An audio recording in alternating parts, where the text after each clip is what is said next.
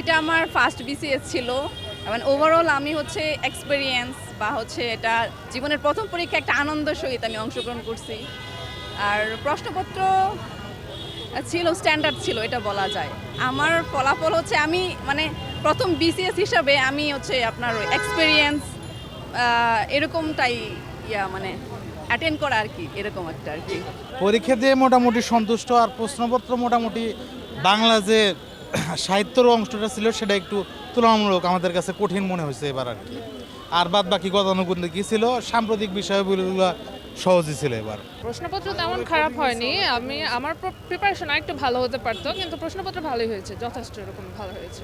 বিগত আরও দুইটা আমি দিছি, তো আজকেরটা মোটামুটি ভালোই।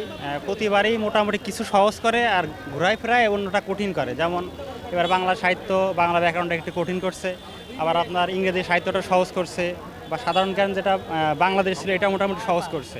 হয়তো আগামীবার এরকম বোঝা যাবে না, অন্য একটা আইটেম হয়তো কঠিন করবে আর একটা সহজ করবে এরকম। এটাই তো অভিজ্ঞতা মোটামুটি ভালোই, পরীক্ষা ভালো হয়েছে, এখন আল্লাহ ভরসা। ম্যাথ সাইডটা অনেক ভালো হয়েছে, তারপরে হচ্ছে বাংলা আর জেনারেল নলেজ কম্পিউটার সাইড থেকে একটু স্ট্যান্ডার্ড এসছে। প্রশ্নটা একেবারে ভালো হয় নাই, আবার খারাপও হয় নাই, স্ট্যান্ডার্ড মানের আসছে। পরীক্ষা মোটামুটি ভালোই হয়েছে, মানে গতানুগতিক মানে কোশ্চেনের মতোই হয়েছে আর কি। এই আশা করি ভালোই হবে। প্রশ্নপত্র তুলনামূলকভাবে সহজ হয়েছে এবার, মানে গত বিসিএসের সাথে এবার হচ্ছে একটু সহজ হয়েছে প্রশ্ন। ইংলিশটা একটু কঠিন হয়েছে, বাদ বাকি মোটামুটি সব আছে আর কি, মানে আমাদের ফেভারেই আছে। দেখা যাক, আল্লাহ ভরসা। এই তো আলহামদুলিল্লাহ ভালোই দিছে, আশা করছি ইনশাল্লাহ ভালো হবে, ভালো কিছু পাবো আর কি।